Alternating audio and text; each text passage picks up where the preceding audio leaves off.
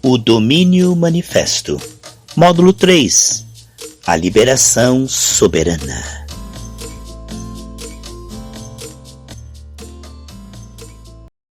A paz do Senhor Jesus Cristo, queridos e amados irmãos em Cristo.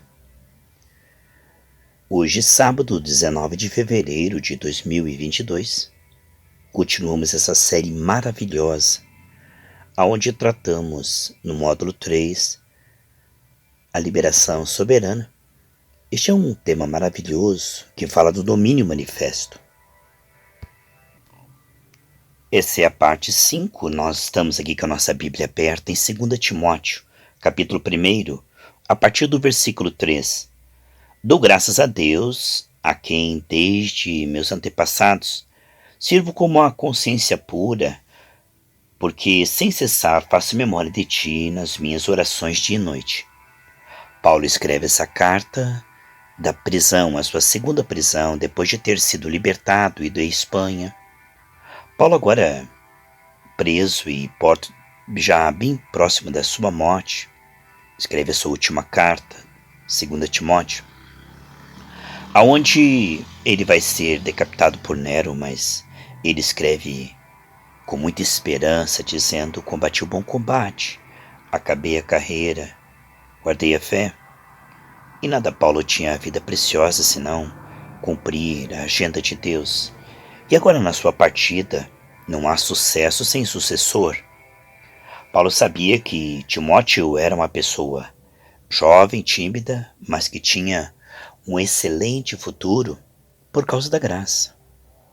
Havia em Timóteo o Espírito do Senhor e então Timóteo tinha tudo para vencer se agora ouvisse as palavras de Paulo e a praticasse. Ele diz assim, no versículo 4, desejando muito ver-te, lembrando-me das tuas lágrimas para que me encha de gozo. Paulo ficava tão feliz em ver o quebrantamento do seu amigo, discípulo de Cristo. Era um jovem que chorava, que se arrependia, se quebrantava, humilde, temente. Paulo via nele um sucessor. Paulo estava próximo à sua partida e ele diz: eu fico muito feliz quando vejo você quebrantado, chorando aos pés do Senhor.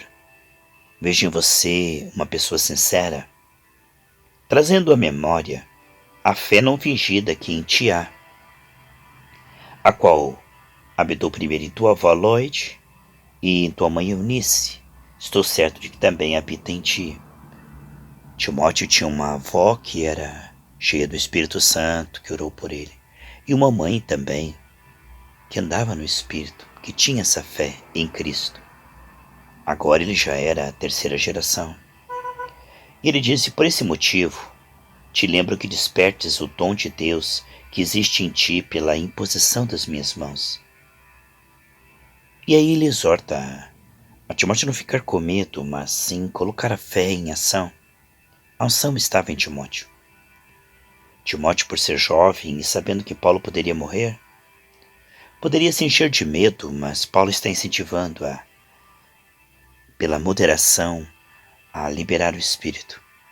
Nessa série que estamos, no módulo 3, a liberação do Espírito, vemos que o verdadeiro aprendizado tem a ver com essa consciência de que a unção que está em nós, liberada, é soberana.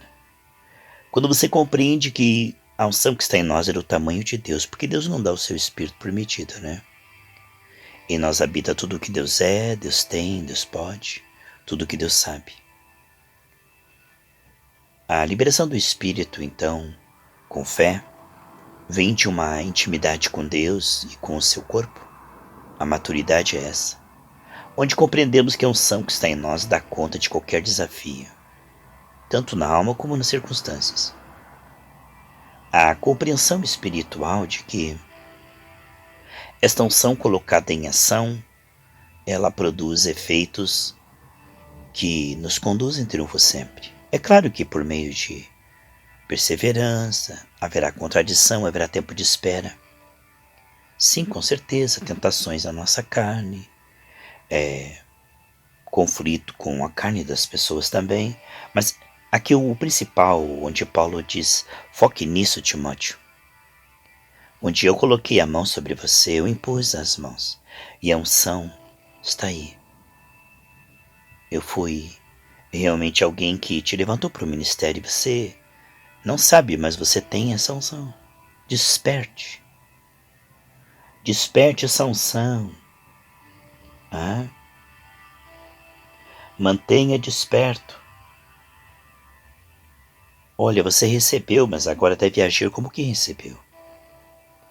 O dom, o carisma que o Espírito Santo concedeu através da imposição das minhas mãos, das minhas orações, está pronta para ser colocada em ação, mas não através do medo, sim através da fé, Timóteo. Timóteo, você é jovem, mas você tem um armamento espiritual, você tem uma unção na sua vida. Você tem agora essa condição de continuar, viu? Desperta o dom, aviva, ativa ele. Um dia eu coloquei a mão sobre você, a unção permaneceu. Você tem o que você precisa para ser um homem cheio do Espírito Santo. Talvez Timóteo se sentisse sozinho ou até com medo, mas Paulo disse, olha, aquela unção, daquela imposição de mãos, o Espírito e os dons estão em você. Maravilhoso, né? E Timóteo era um jovem solteiro e Paulo estava na prisão e ele havia dado uma dica importante. Ele havia dito aqui em 1 Coríntios, abre a sua Bíblia, por favor. 1 Coríntios, capítulo 7, a partir do 27, assim, ó. Estás ligado à mulher? Não busque separar-te. Estás livre de mulher? Não busque mulher. Mas se te casares, não pecas. Se a virgem se casar, não peca. Todavia, os tais terão tribulações na carne, eu quereria poupar-vos. Isto, porém, vos digo, irmãos, que o tempo se abrevia. O que resta é que também os que têm mulheres sejam como que não as tivessem. Os que choram como se não chorassem, os que folgam como se não folgassem, e os que compram como se não possuíssem. Os que usam neste mundo como se dele não abusassem, porque a aparência deste mundo passa. E bem quisera que estivesse sem cuidado. O solteiro cuida das coisas do Senhor, em como há de agradar ao Senhor. Mas o que é casado cuida das coisas do mundo, e como há de agradar à mulher. Há diferença entre a mulher casada e a virgem. A solteira cuida das coisas do Senhor para ser santa, tanto no corpo como no espírito. Porém a casada cuida das coisas do mundo, e como há de agradar o seu marido. Eu digo isso para proveito vosso, não para vos enredar, enlaçar, mas para o que é decente, conveniente, para vos unirdes ao Senhor sem distração alguma. Mas se alguém julga que trata dignamente a sua virgem, se tiver passado da flor da idade, e se for necessário, que faça o tal o que quiser, não peca, casem-se. Todavia, o que está firme em seu coração, não tendo necessidade, mas com poder sobre a sua própria vontade, se resolveu no seu coração guardar a sua virgem, faz bem. De sorte que o que se dá em casamento faz bem, mas o que não dá em casamento faz melhor.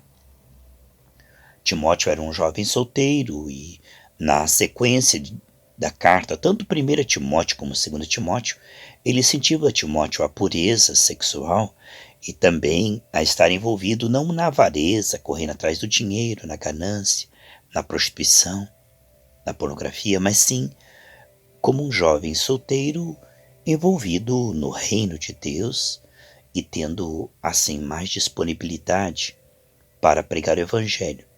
Paulo está dizendo que o casamento é bênção, mas que, como solteiro, Timóteo tinha muito mais liberdade para pregar o evangelho sem distração alguma. Ele diz que o casamento é importante, mas devido aos tempos em que eles estavam passando, era melhor não casar, por quê? Quando alguém aceitava a Cristo, recebia a Cristo, ele e toda a sua família era morta no Império Romano. O próprio Paulo, logo após essa carta, seria decapitado por Nero. Então era um tempo de grande perseguição e Paulo dizia, olha, se você se abrasa, é melhor casar. O sinal de que você pode permanecer solteiro é que Deus está te dando domínio próprio. Se você está entrando em fornicação, em desejos fortes sexuais, é melhor que case do que ficar se abrasando. Mas se você tem esse dom de Deus, como eu tenho, Paulo disse, ele que disse, olha, é poucos que têm esse dom. No geral é bom casar, entendeu? Poucos têm esse dom de se manter solteiro na pureza sexual, entende?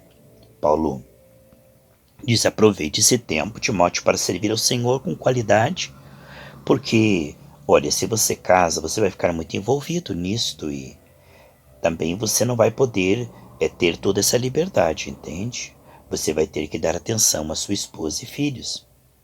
Aqui o que ele está dizendo, neste texto da liberação do Espírito, é que Timóteo estava com a faca e o queijo. Ele era um jovem solteiro, cheio do Espírito Santo.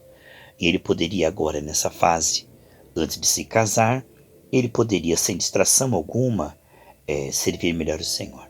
Porque naquele tempo, em Roma, era bem melhor ser solteiro e ser perseguido, fugir de cidade para cidade, do que casar e ver a sua esposa sofrendo, seus filhos com privação de pão.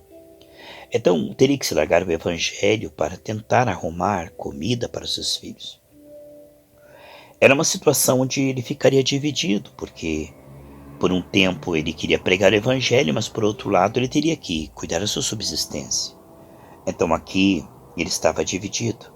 E também o perigo, de uma pessoa casada, nessa época onde havia muita perseguição aos cristãos, ver a sua família sofrendo porque ele recebeu a Cristo. Então um cristão aqui nesse período, estando sozinho, ele poderia ir de cidade em cidade pregando o evangelho, sem ter a dor de ver a sua família sendo perseguida pelo Império Romano. O que vemos isto responde a uma pergunta que muitas pessoas têm. Olha só que coisa tremenda aqui, em Mateus capítulo 19, versículo 10 ao 12. Disseram-lhe seus discípulos, se é assim a condição de um homem, ele estava falando sobre o casamento para a vida toda, não ter divórcio, se é assim a condição de um homem relativo à mulher, não convém casar. Ele, porém, lhes disse, nem todos podem receber essa palavra, mas só aqueles a quem for concedido. Então, quer dizer, é um dom. Nem todos aguentam ficar sem casar, Porque há eunucos que assim nasceram do ventre da mãe. Há eunucos que foram castrados pelos homens, e há eunucos que se castraram, a si mesmo por causa do reino dos céus. Quem pode receber isto, que receba. Então há 3 tipos de pessoas que não vão se casar e que não têm isto. A primeira são aquelas que nasceram com alguma deformidade física de nascimento. É realmente dificuldade na área sexual que o faz não ter esse desejo. Então, quem sabe alguma deformidade física ou alguma deficiência que faz com que eles nasceram assim, sem este dom para o casamento.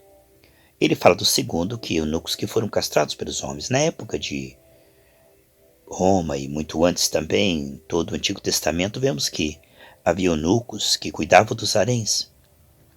E para que eles não tocassem nas mulheres, eles eram castrados. Então, geralmente os escravos eram castrados. Então eles não podiam casar porque foram castrados, foram impossibilitados de terem filhos ou de terem uma vida conjugal, porque eles perderam essa condição.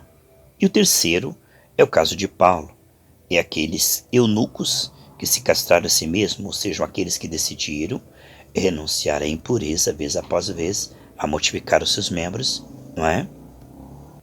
É um dom dado por Deus de viverem na pureza sexual, sem cair em tentação, E eles não se casam, eles renunciam à impureza sexual, fora do casamento.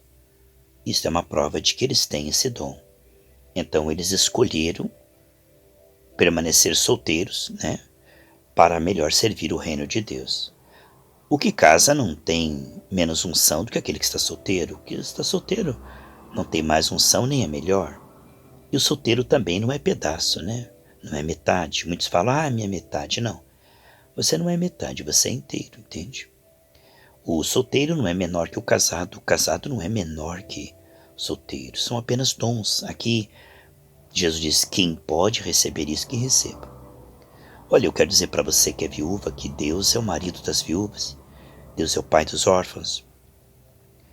Muitas pessoas solteiras se sentem sozinhas e devem se casar então.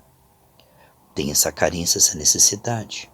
Mas olha que não venha casar na carne por causa de beleza física ou de apenas a questão sexual, mas sim para o reino, na direção do Senhor. Isso é um passo muito importante. O casamento é 50% do seu ministério. Então, se você vai casar, que seja no Senhor, não com julgo desigual, e também não escolha segundo os seus olhos, não é? Porque de repente a pessoa vai envelhecer e você vai se cansar dela. Mas se for pelo Senhor, o amor vai permanecer, a amizade também. Cuidado para não casar e logo se separar e depois querer casar de novo, cometendo adultério e perdendo a sua salvação. Porque a Bíblia mostra em alguns textos que Jesus disse que a menos que a mulher tenha sido abandonada porque o marido estava fornicando e a abandonou.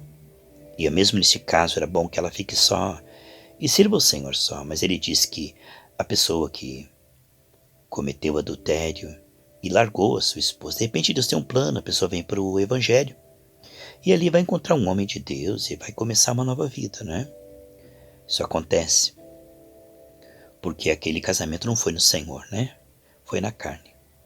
Então, de um modo geral, o casamento deve durar a vida toda. Aquilo que Deus uniu não separe o homem. A mulher não deve deixar o marido, mas estar unida a ele em toda a vida. No caso do marido deixar, é bom que ela fique só, sabe? Agora, se ele a traiu, adulterou, e ela se voltar ao Senhor e assim for dirigido, um caso específico, casar com um homem de Deus, ela está livre. Agora, a mulher cristã não deve deixar o seu marido para casar de novo, entendeu? Se ele a deixar, que ela fique só. Vai orando, deixa a vida sentimental de lado, busca o reino de Deus, sua justiça. Se um dia aquela mulher que foi deixada pelo marido, que ele a traiu, e Deus tiver um plano de dar um marido para ela, na hora certa. Mas ela não deve, agora que deixou o marido, ficar procurando namorados para tentar curar uma paixão com outra paixão. Já que errou na vida sentimental, é melhor ficar sozinho por um bom tempo e buscar a vida espiritual. Se no espírito Deus tiver uma outra esposa, ou um outro esposo para aquele que foi traído, isso aí é uma exceção.